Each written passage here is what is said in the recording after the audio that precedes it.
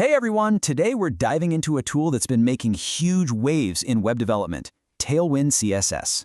You've probably heard the buzz around utility-first CSS, and if you're wondering what all the fuss is about, well, you're in the right place. We're going to break it all down. First, let me ask you something. Have you ever felt like you're just fighting with your CSS?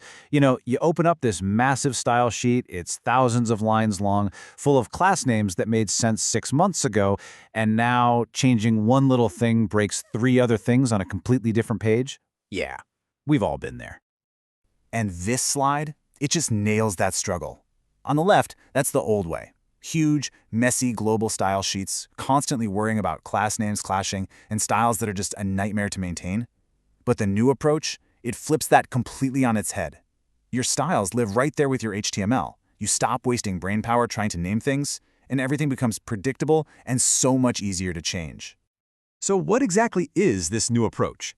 We're calling it a utility-first revolution for a reason, because it's not just another framework or library, it's a genuine fundamental shift in how we even think about building user interfaces. Okay, so what does utility first actually mean?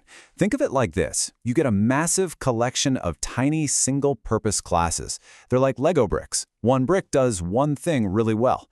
And instead of going off and writing your own custom CSS, you just combine these little utility bricks directly in your HTML to build literally any design you can dream up. Let's look at a concrete example. This is the old way, the way we've all been doing it for years. We'd come up with a class name, something like .card, right? Then we'd jump over to our CSS file and start listing out all the properties. Padding, a border radius, a background color, maybe a shadow, you know the drill. But now, look at this. This is the Tailwind way. And this is the aha moment for so many people. We get the exact same visual result, but we never left our HTML file. Each one of those classes, P4 for padding, rounded LG for the rounded corners, BG white for the background, is a tiny, predictable utility. There's no more jumping between files. You can literally just look at your markup and know exactly how it's styled. So it helps to start thinking of Tailwind as your new design toolkit. It's not giving you finished components. It's giving you all the raw building blocks you need to build your own stuff and to do it incredibly fast. And that toolkit is seriously comprehensive. It covers everything you could possibly need. You've got utilities for spacing and layout, for modern tools like Flexbox and Grid, for all your typography, a beautiful and consistent color palette, borders, shadows, the whole shebang. Let's just blitz through a few quick examples. Need to handle spacing? It's super intuitive. P is for padding, P-4 gives you a specific amount. M is for margin, M-8 gives you more. W-1/2? Yeah, that makes the element half the width of its parent. It's fast, it's consistent, and you just move on. What about something more complex, like layouts? They become almost trivial. Let's say you want to make a flex container, center the items vertically, and then push them to opposite ends. That's it. Flex, item center, justify between. Done, in one line.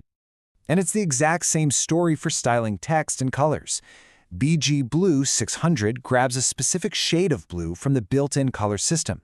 Text white makes the text white. Font bold makes it bold. It's so readable, and it automatically keeps your entire project's design consistent.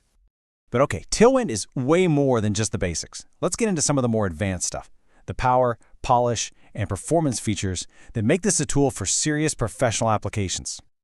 Responsive design is a perfect example of this power. Everything is mobile first by default. So a class like TextSM applies to every screen size. But what if you want it to be bigger on tablets? You just add a prefix.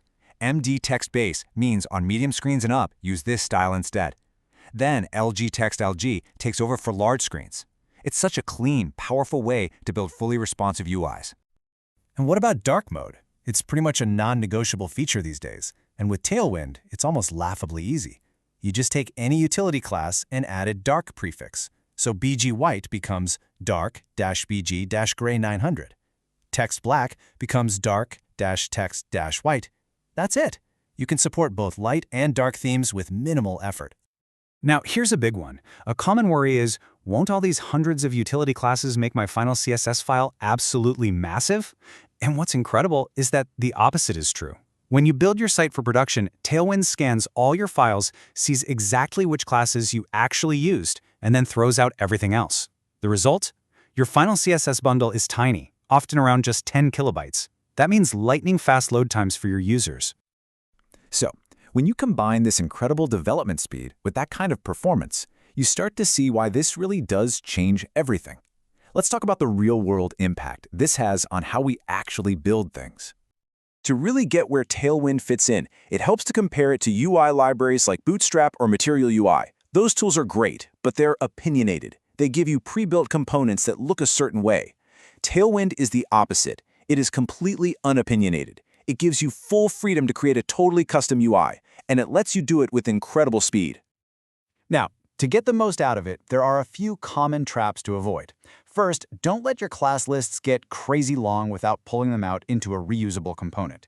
It's also easy to forget to add those responsive prefixes and then wonder why your site looks weird on mobile. And a big one, don't forget to customize your theme. Tailwind makes it super easy to set up your own brand colors and spacing so your whole site stays consistent.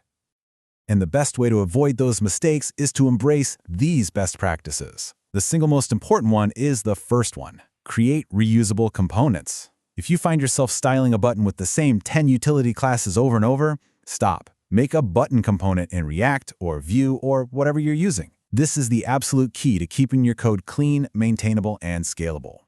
So, let's just sum it all up. What do you really gain by adopting Tailwind? You get complete design freedom. You get incredibly high performance with zero CSS bloat. You get to build UIs faster than ever before. And you get a system that is scalable and dead simple to maintain, even on huge enterprise-level projects. It's a really, really powerful combination. Which leaves us with one last, kind of provocative question to think about. As more and more of us get faster and more productive by just building our styles directly in our markup, are we witnessing the end of writing traditional, separate CSS files as we know them? It's an interesting thought. Thanks for watching.